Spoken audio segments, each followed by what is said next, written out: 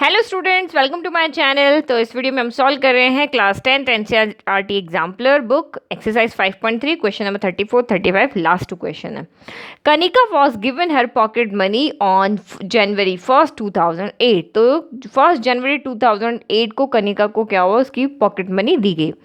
She puts ₹1 on day 1 and ₹2 on day 2 and ₹3 on day 3 and continued doing so till the end of the month from this money into her piggy bank। तो अब कनिका को जितनी भी pocket money दी गई थी तो वो क्या करती थी कि फर्स्ट डे को ₹1, सेकेंड डे को ₹2, थर्ड डे को ₹3 और ऐसे करके और वे अपने पिगी बैंक में पैसे डालती थी और पूरा कंटिन्यू पूरा मंथ वो ऐसे पैसे डालती थी।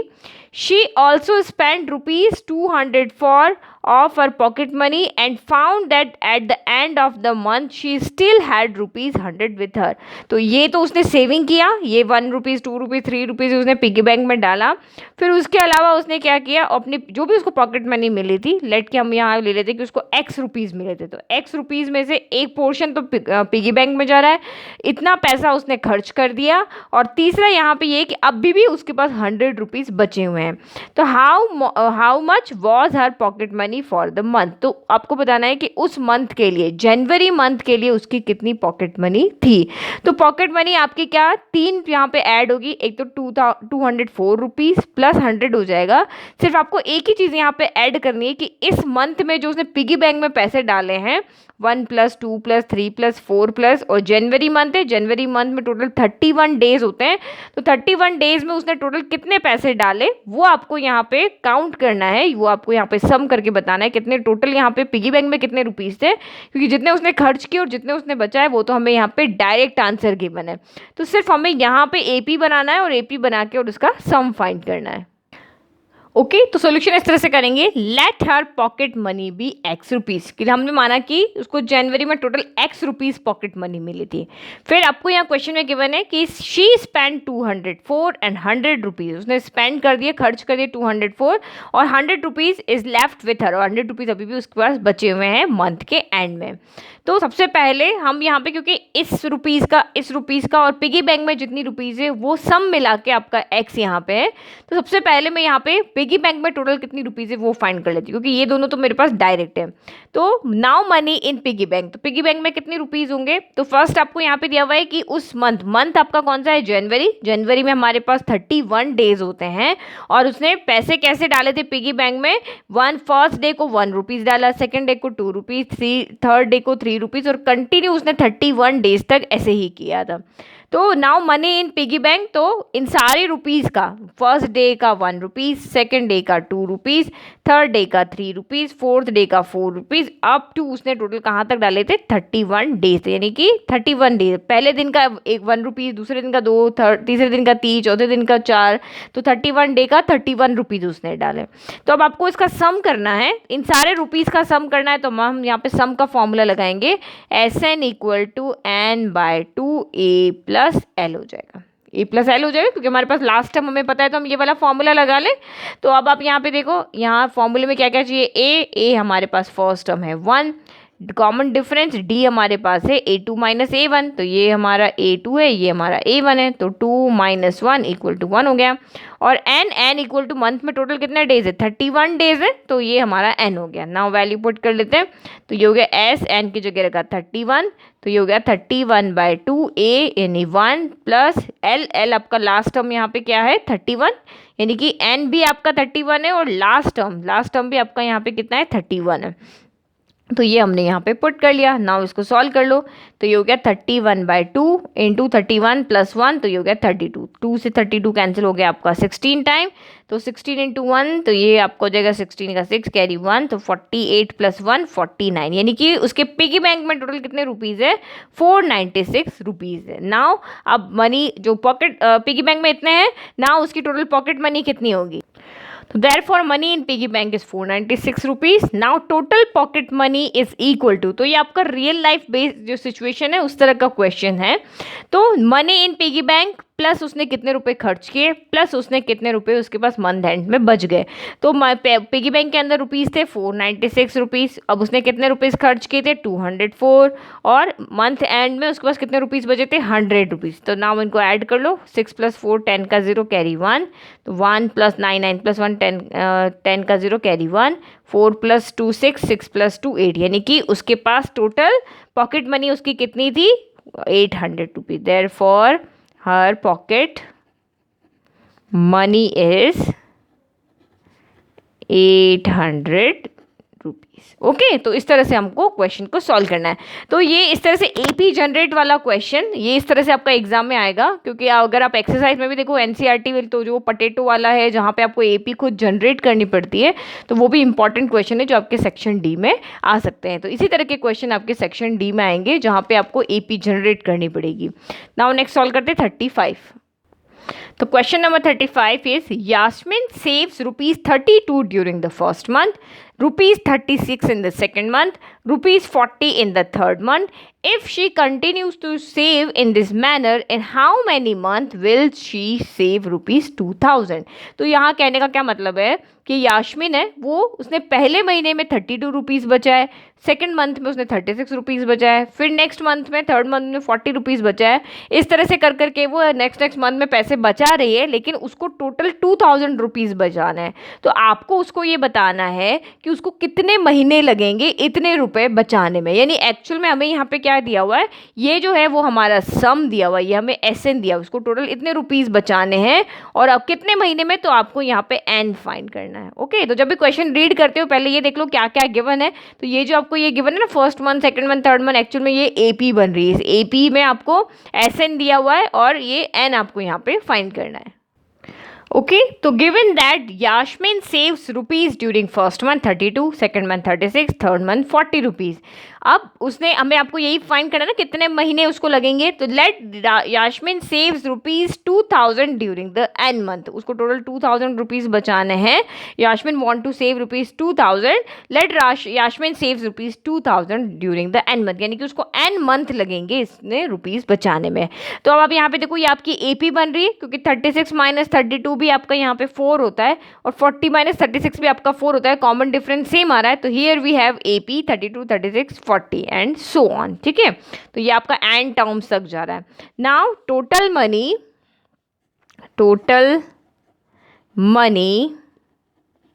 Save bye her in an month, in nth month में उसको टोटल कितनी रुपीज़ बचाने हैं, तो वो आपका है 2000 रुपीज़। तो ये हमारा यहाँ पे क्या है एस एन है।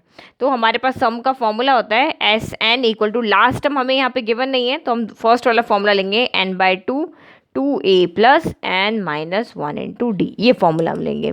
तो एस एन, अब यहाँ पे आपके पास एस एन है वो है आपका 2000, फिर आपके पास यहाँ ए है, ए आपकी फर्स्ट टर्म है आपकी 32, फिर कॉमन डिफरेंस डी है जो कि A2 - A1 होता है, यानी कि 36 - 32 ये आपका 4 है, और एन हमें यहाँ पे फाइंड करना है। तो ए मिल गया, डी मिल गया, एस एन हमें पता है, एन हमें यहाँ फाइंड करना है। नाउ वैल्यू पुट कर लो, तो ये हो गया 2000 = n/2, फिर आपका यहाँ पे हो गया 2a कितना है यहाँ पे आपका 32 + n - 1 × d कितना है आपका यहाँ पे 4। नाउ आपको इसको सॉल्व करना है।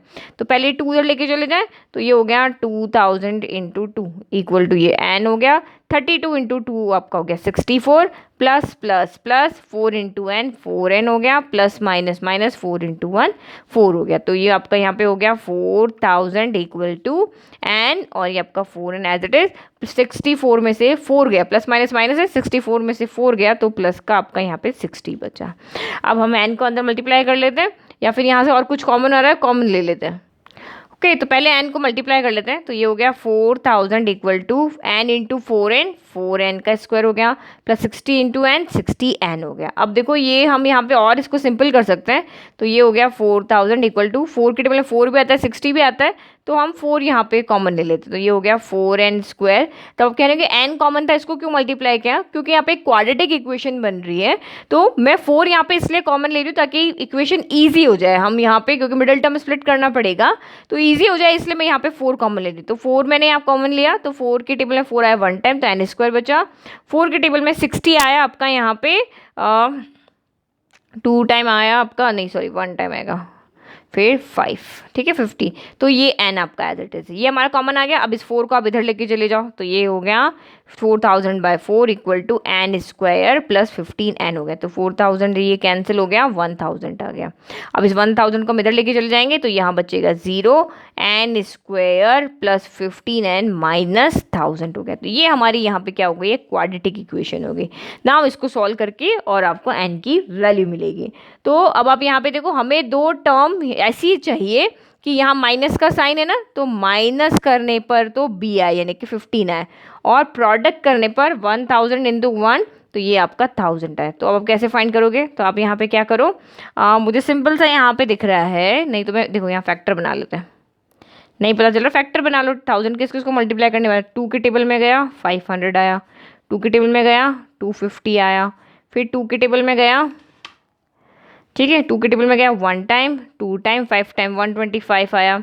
अब तो ये 5 के टेबल से आएगा, 5 के टेबल से गया आपका 2 टाइम और ये 5 टाइम। तो अगर मैं यहाँ पे देखती हूँ तो ये 25 है और ये 8 इंटू 5 40 है, तो 40 इंटू 25 मेरा होता है 1000, और 40 माइनस 25 मेरा होता है यहाँ पे 15, क्योंकि मुझे यहाँ पे दिख रहा है ना ये 40 और ये 25, 40 माइनस 25 15 होता है। तो मुझे दो नंबर यहाँ पे मिल गए, ये मेरा P हो गया और ये मेरा Q हो गया। P माइनस Q मुझे 15 चाहिए था, तो P 40 हो गया, Q 25 हो गया।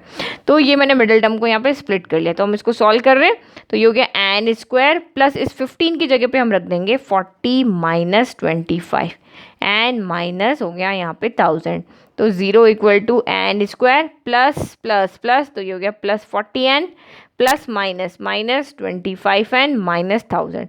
अगर आपको ये नहीं समझ में आ रहा है तो आप यहाँ पे और फैक्टर बना लो, 5 में गया 5 टाइम और 1, फिर आप यहाँ पे मल्टीप्लाई कर करके यानी पेयरिंग करके देख लो। इन सबको पेयरिंग करने पर ये, क्योंकि प्रोडक्ट तो हमेशा 1000 ही होगा, लेकिन किन नंबर्स की पेयरिंग करने से हमारा यहाँ माइनस करके 15 आया, तो ये आपका यहाँ पे आएगा। Okay, now first two last two में से कॉमन, तो 0 इक्वल टू फर्स्ट टू में से n कॉमन आया, तो n यहाँ से n स्क्वायर में से 1 बाहर आ गया, 1 बच गया, यहाँ से एक ही n था वो भी बाहर चला गया, तो 40 बच गए। यहाँ पे थर्ड टर्म की जो भी साइन है वो बाहर आएगी, तो हम यहाँ पे 25 ही बाहर ले लेंगे, क्योंकि यहाँ पे 25 के टेबल में 25 भी आता है, 1000 भी आता है। तो जो नेगेटिव थे, क्योंकि नेगेटिव बाहर आया, तो जो नेगेटिव थे वो हो जाएंगे पॉजिटिव, n हो जाएगा पॉजिटिव, 1000 भी हो जाएगा पॉजिटिव, बट हमने 25 बाहर लिया तो 40 बच जाएगा, क्योंकि यहाँ पे 25 इंटू 40,000 था, 25 बाहर ले लिया 40 बच गया।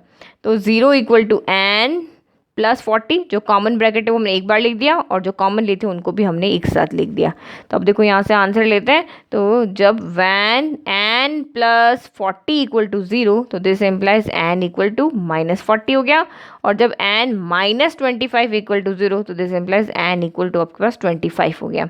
तो n यहाँ पे क्या है, नंबर ऑफ टर्म्स है। जैसे आप अपने क्लास में स्टूडेंट काउंट करते हो ना, कि आपको मैम ने बोला कि अपनी क्लास में स्टूडेंट्स काउंट करके बताओ, तो आप ऐसे थोड़ी ना कि नेगेटिव में काउंट करोगे कि मेरी क्लास में -40 स्टूडेंट है, इस तरह से हम नहीं काउंट करते ना। तो इसीलिए यहाँ पे n नेगेटिव जब भी आएगा तो n नेगेटिव आपको नहीं लेना है, क्योंकि हम कभी भी किसी की काउंटिंग हमेशा नेचुरल नंबर में करते हैं। यहाँ पे जो ये टर्म है ना, हम इसे तो काउंट करेंगे, फर्स्ट टर्म है, सेकंड टर्म है, थर्ड टर्म है, फोर्थ टर्म है, 5 टर्म है। हम इसको, उसने आपको मंथ बोला है, तो फर्स्ट मंथ में इतने बजाय, सेकंड मंथ में इतने बजाय, थर्ड मंथ में इतने बजाय, बट हम ऐसे थोड़ी ना करेंगे, नेगेटिव मंथ में थोड़ी ना जाएंगे। तो आपको हमेशा यहाँ पे क्या करना है, नेगेटिव को नेग्लेक्ट कर देना है।